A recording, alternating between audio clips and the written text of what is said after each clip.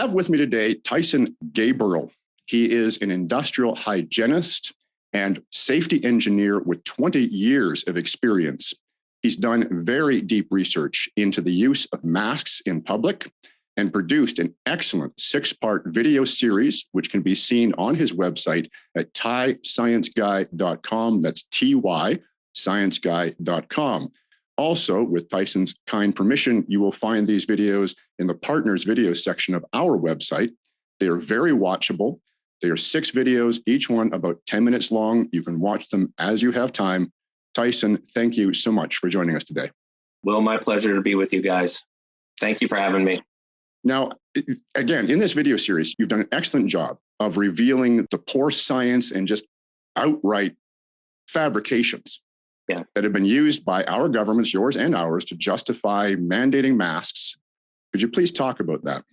What happened was March of 2020, when all this started, a lot of people were saying the right things.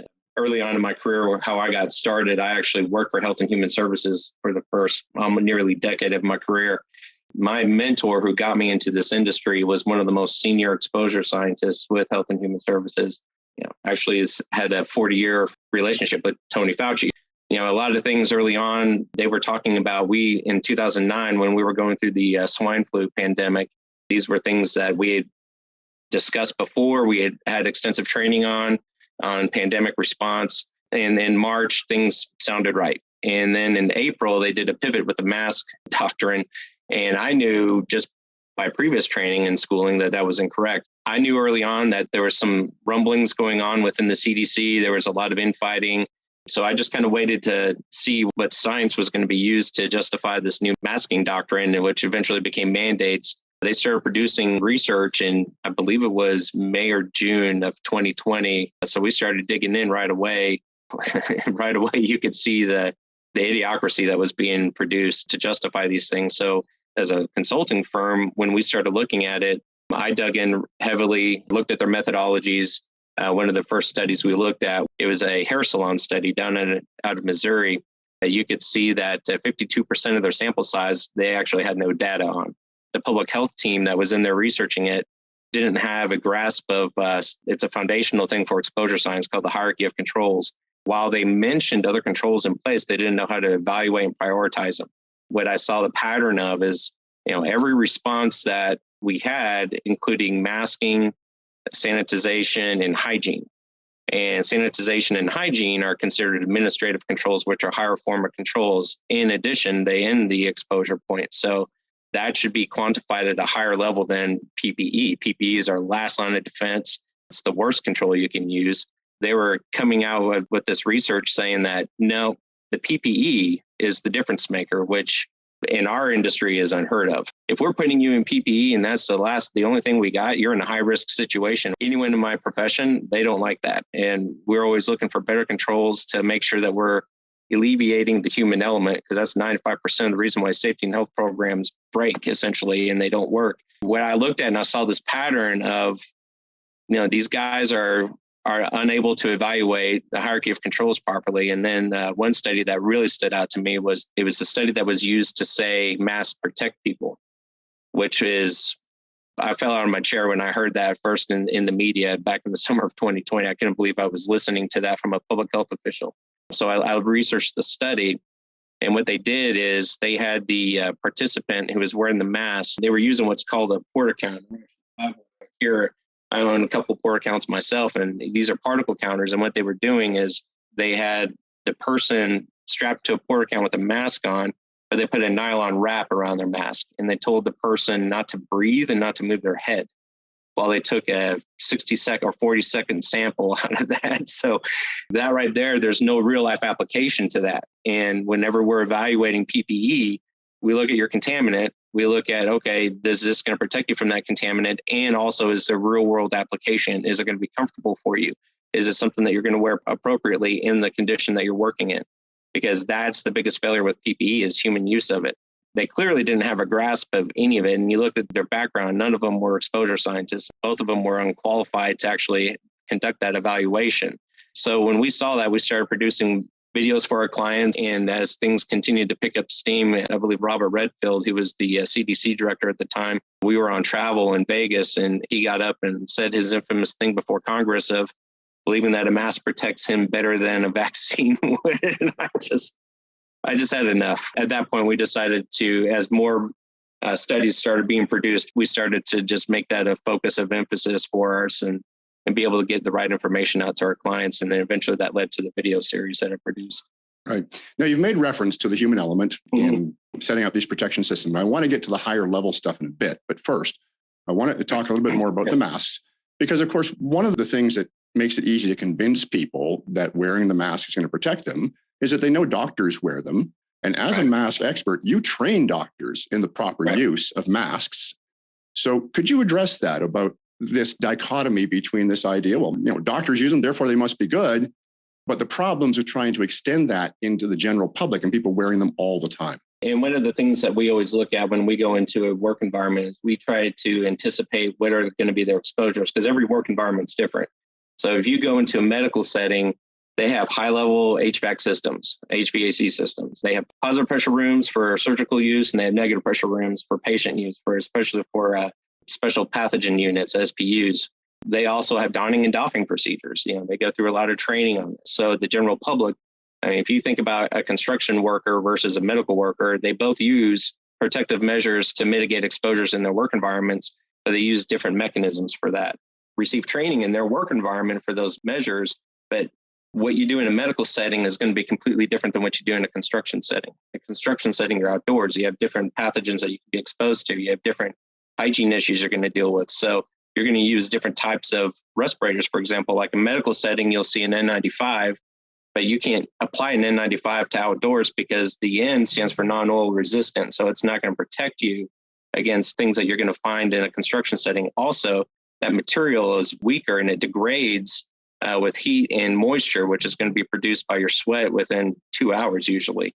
And that's in a medical setting. Now you put that outside, that's going to degrade a whole lot faster, especially down here in Arizona at 115 degrees. So we would use a different type of respirator for that. And also you got to account for different pathogens. But what doctors have done is they have these medical myths. The most common things that I find with nurses and doctors, they think that that's a protective piece.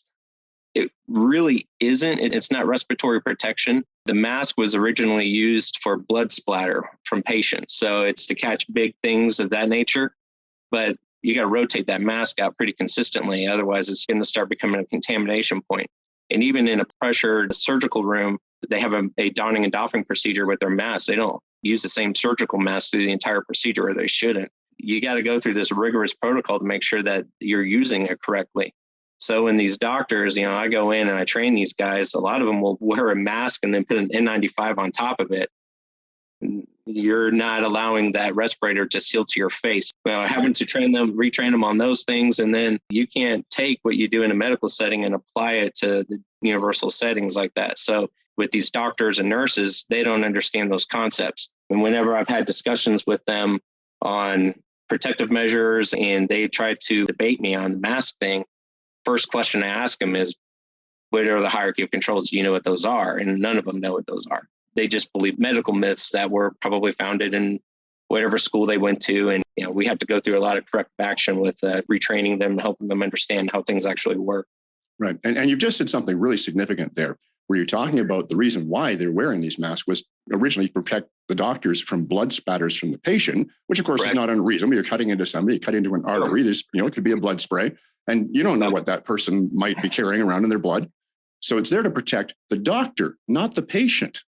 Right. And so, this is extremely significant because they've convinced everybody, and even the title of your video series is "Wear a Mask or You'll Kill Grandma," is this idea that you're wearing the mask to protect other people. Right. But you've just pointed out, even doctors aren't wearing them to protect other people, it's to protect them, and certainly not against aerosols.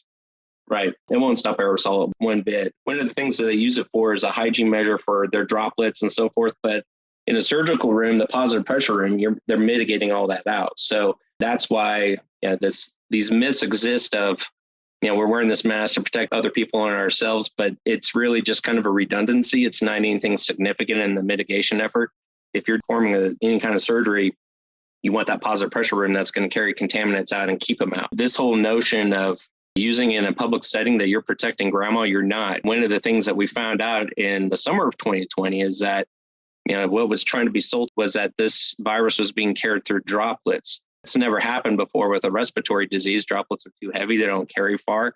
Aerosol is usually what's going to be maintained in the air, and especially when you're indoors. And that's typically what's spread any kind of pathogen. So I was lucky to be a part of these international conference calls through one of the labs I use.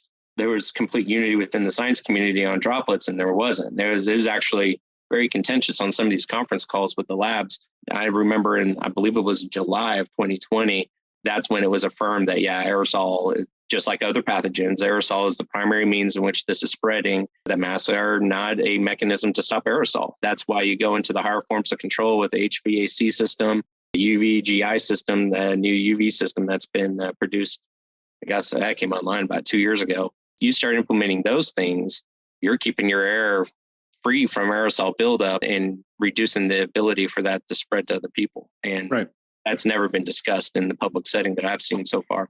And of course, they're not talking about that in any of these papers or studies or whatever that the government is supposedly using to justify these masks. And in your video, you reveal a lot of this. And, one study that you talked about that I thought was extremely significant, I believe it was at Brigham Hospital, where they were trying to justify the use of the mask. But the masks were one tiny little part of the measures they took. There was a whole lot of higher level stuff that they did at the same time. And as an expert in this area, please give our audience a description of what those measures were. The Brigham Hospital system actually did a fantastic job on responding to the pandemic. So when we looked at, that was also one of the first 5 studies that the CDC produced to justify this measure of masking. I remember one of the authors of the study was out boasting, saying that this is science and this is how it works, and masks work, and shut your mouth essentially. And when I looked at that, I was like, these guys had no clue about the hierarchy of controls.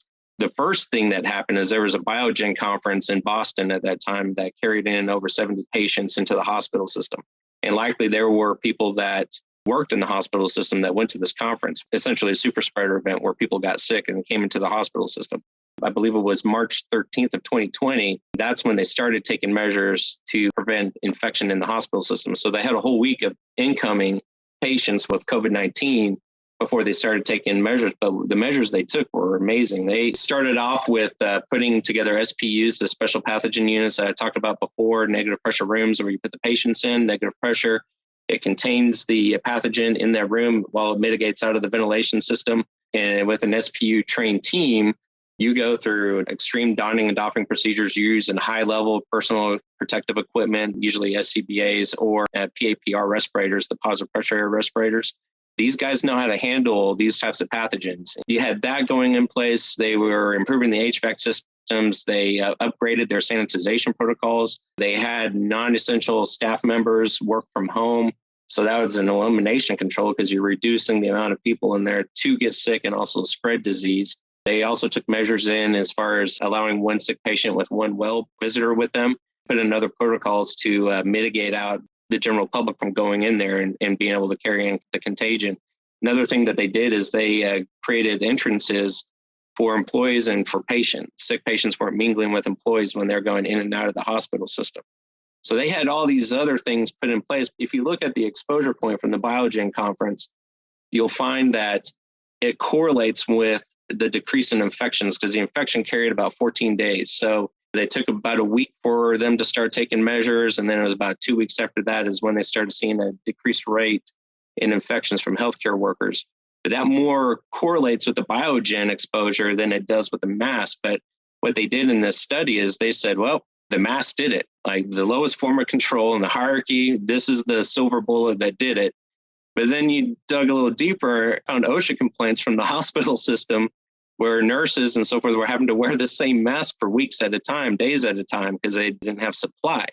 And Robert Kraft, the owner of the Patriots, actually produced supply for the hospital system in early April. It's conceivable to look at this and just be like, that makes no sense that if you think that, the lowest form of control is doing this, but then you look at the supply level and the OSHA complaints that were coming out of it, there was actually other problems happening there.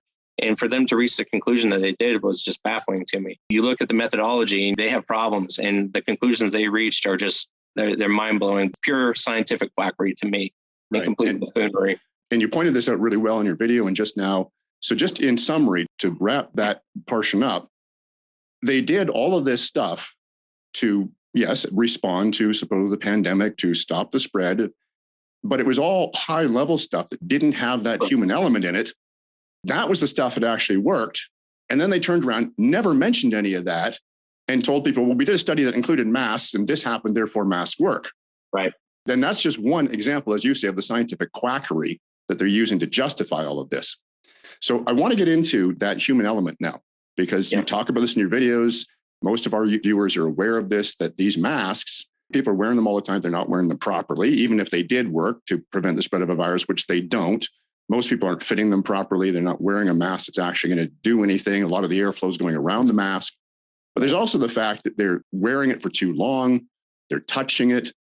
So what are some of the risks that would be involved in wearing these masks? The two big things for me that I look at is, doctors will talk about the oxygen levels, for viability for oxygen levels. You need 19.5 to 23.5%. You need to be in that range. And one of the things that we found early on is we had general contractors out here in Arizona that were requiring people to wear masks on their construction sites. And we even had people pass out in confined spaces because they're wearing a mask. When you go under that 19.5% threshold, you're getting into dangerous territory of, obviously lung issues. But the main thing that we saw was people were passing out. We had one gentleman, one of our risk managers, that actually pulled a oxygen sample out of his mask. He'd been working on a job site, went to his truck and was like, I can't breathe, and found that it dropped down to 17.2%. Now we're actually working on some more measurements right now on this. So we're actually, our second video series is going to be a risk analysis, like look at some of the myths or some of the things that people have been finding and just evaluate those and make sure that those are true risks. But the oxygen level is a true risk. A regular surgical mask doesn't have a filtration system that's going to allow you to breathe. So if you look at an N95, for example, the 95 part means your filter is 95% efficient, but it has a mechanism for you to breathe. Even a heat sensor, you'll have those on there. P100s, reusable respirators, also have mechanisms in there for you to breathe. So you're going to maintain your oxygen levels of usually 20.3% is what's usually kind of the steady percent that you're going to see people at. When you start going below that, you're obviously going to deal with fainting, passing out, and even death. Depends on what level you're getting to. The other thing is the contamination issue. A lot of these doctors are going out and saying that they're cured the flu, and all these contamination studies that they've done in the hospital settings. There was one in Vietnam that was done in 2015. There's one in Germany that was done. And in a hospital setting where they have donning and doffing procedures, high quality HVAC systems, all these sanitized work environment, essentially, they're still getting gunk on them. Now, imagine that with your kids in school. Imagine that at a construction site, a manufacturing facility, an office facility where you don't have those mechanisms in for sanitization and having clean air like at that level. So, and that's another study that we're working on right now and seeking funding for, is we're pulling samples of masks from people in New Jersey, New Mexico, school systems in Idaho and Oklahoma. And we wanted to see what bacteria, what kind of germ levels are on these masks. Because I guarantee you, if they're happening in a medical setting, I promise you they're happening in the real world. One of the things, I work with a doctor out of Oklahoma, and he has a lot of patients that have viral meningitis, kids with staph infections on their faces. Strep throat is on the rise. So there's a lot of things that are happening that they're refusing to correlate with mask use. But these were things that we've always discussed. And yes, in the Spanish flu pandemic, the secondary infections that occurred were because of the mask. And that's always been the training.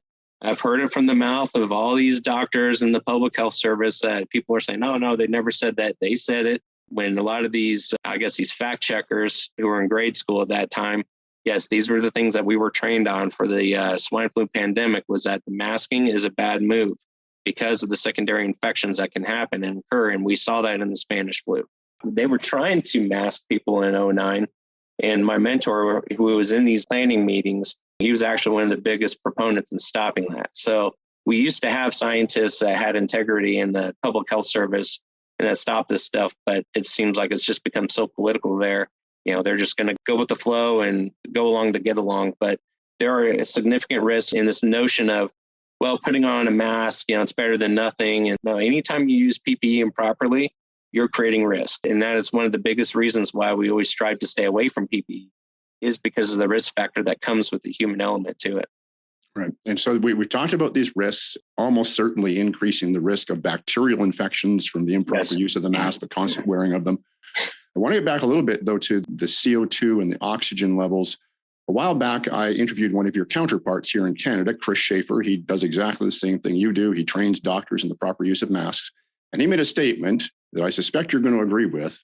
He said, they're not masks. Masks have engineered breathing holes in them. He calls them breathing barriers. Yes, right. I would agree with that. Okay. And that's one of the things that I always, when I train doctors, because they'll call a respirator a mask, and a respirator is a respirator. It's designed for long-term use for breathing capabilities and also protecting you from whatever pathogen or contaminant. A surgical mask, it's a breathing barrier. It's actually not designed for long-term use. Like we talked about earlier in the interview, it's designed for a short-term use for a specific measure, and then you get rid of it. And we have people wearing these things for days. While I see them walking around their necks and stuff, and this is creating risk for people. Yeah. And so getting into those oxygen levels, because you mentioned that you had one measurement that showed 17.5%. Just folks, for those of you who might not be up in all the science, our atmosphere is about 80% nitrogen. It's inert. Yep. So that's not really a factor. What we're concerned about is the other 20%, which is mostly oxygen and some carbon dioxide and a few trace elements. But when you start increasing that carbon dioxide, well, the thing that gets lost isn't the inert nitrogen, it's the oxygen. If you're going to increase CO2, you have to decrease the oxygen. And we know that hypoxia causes problems in concentration, that people lose focus, they get drowsy. I thought it was interesting. You mentioned this is a construction site. Well, what about all of the industrial accidents that may be happening because people can't think straight? It was the summer of 2020. It was a massacre that we saw, because we have in our firm, we have a risk management team that responds to accidents. And I remember there was a week where it seemed like every day we had 3 to 4 construction site accidents, which was unheard of. And for us, we did correlate that to mask use because of those very reasons. So you had people that were injuring themselves using tooling. We had people that were passing out on the job site. I mentioned the people in confined space. 2 of those guys passed out. And these were, eventually we got into the ear hole of these general contractors and we were able to stop it. People they didn't understand the concept of proper training and also what are the risks to this. And when we were able to start showing them that through our investigations, we did get a stop in that. And now people, the thought of wearing a mask on a construction site is still a little controversial out here, but you're seeing the majority of the guys that we interface with, they understand that it's dangerous for them to do. They will outright refuse to do it. And in fact, we even have some of our clients that if a GC is requiring mask use, they'll even pull out of the work. They won't even participate in it. And so that's actually put a lot of pressure on general contractors to stop that practice. It is a significant risk when you start messing with people's oxygen levels, especially with the double masking. I fit tested one of our risk managers in our office last year. And this guy is a professional firefighter in great shape, young guy. After we were done with the fit test, he told me, he's like, I can't believe people are doing this. I can barely breathe. And he was just doing general exercises, standing up in the office, just going up and down and touching his toes and stuff. But imagine trying to go up and down stairs or up and down a ladder or in working 8 hours in that is just, it's ridiculous. And quite frankly, it's impossible to do it safely. Right. And this is one of the things that you addressed in your video series. We've talked about the junk science and the just outright deceptions they've used to justify them. But the thing that you pointed out is that none of these studies, even the ones that might have been done with proper controls, were long-term. Right. We have absolutely no data whatsoever on the long-term wearing of masks and what it could do to people. That's one of the things that we're studying right now. In fact, we have a meeting next week. We have direct ties to a couple of the universities down here in Arizona, and one of them has shown interest in allowing us to use their lab facilities to evaluate some of these risks. While we have this, this thing happening, there needs to be some kind of research done into the risk levels to understand, okay, next time when we have one of these pandemics, what were some of the things that were successful and then what were the failures? And I think we can really affirm the universal mask policy is a complete failure. And we need to have the risk data to really make sure we can drive that home. The young people that have been affected by this, I think this is going to go down as one of the greatest tragedies in our world's history. And we need some data that correlates with that so we don't make these mistakes again for future generations. Right. Very well said, Tyson. Thank you so much for giving us your time for this excellent series that you produced. Once again, folks, you can find that online at tyscienceguide.com, tyscienceguide.com, or in our partners video section. Please take the time to watch them and especially share them with anyone you know who may be sitting on the fence, who thinks maybe these masks are still providing them some protection. I guarantee you, anyone who watches Tyson's series with an open mind is going to come away absolutely convinced that they've been had. So Tyson, Thank you so much. Yeah, thank you, Will. And if I could, just one thing I'd like to plug is we have a couple of things that we're trying to evaluate right now. We want to evaluate our risk level of contamination study, and these things cost money. And that's one of the things I'm asking for, is some funding for that. So if you go to our website, $1 or $2 that you want to make a donation towards that, please feel free to do so. We would appreciate that. The lab fees and things of that nature and the amount of samples that we're going to be pulling are going to be a significant cost. Also, one of the things that we want to really, really dig into, the CDC and these government officials that are pushing the mask policies. With these reports that we're producing, every week there's a science integrity department with the CDC. I've started to file complaints with them every week over and over and over, but I know it's being ignored. I've gotten a little bit of feedback from them to stop, but I do feel like that's going to take some legal action. The donation funds that we're seeking is to produce legal action, because I believe that if we can start getting these studies taken down from the CDC's website, it really is a house of cards. And it's going to correlate throughout the world where people are they're really using the CDC as a main mechanism to justify this stuff. But you start taking down the CDC's reference points for these mask policies, I think we're going to start seeing a lot of headway around the world on people stopping this. What we're looking for is funding for our legal team. I got a couple of attorneys that will do it, but fortunately not pro bono. Also, the funding for the contamination study. And if you have the ability to donate $1 or $2 or loony or toonie, that would be wonderful. We would appreciate that. Absolutely. So yes, folks, please, if you can, do go to tyscienceguide.com and donate. Sure, Tyson's in the US, we're in Canada, but science and law are science and law. And every person who is in this fight for our freedoms, who can win a victory, is more ammunition the rest of us can use. So yes, do please donate. Tyson, once again, thank you. Hey, thank you, Will. And God bless all of you up there in Canada. I love you guys. We definitely have you guys in our prayers. Me specifically, I used to live up there and have a lot of friends up there. So we have you in our prayers. We love you guys and praying for the best for this outcome. All right. Thank you so much, Tyson. You bet, Will. You take care.